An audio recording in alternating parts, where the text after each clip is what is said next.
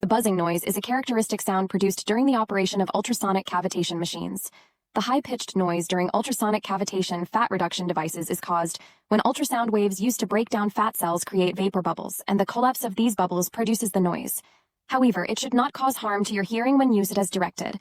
If the high-pitched sound is uncomfortable for you, you could consider wearing earplugs or noise-canceling headphones during the treatment to help minimize the noise exposure.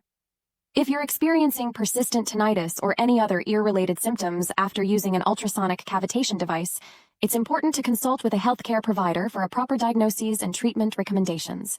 Keep in mind that individual experiences can vary, and what applies to one person may not be the case for another.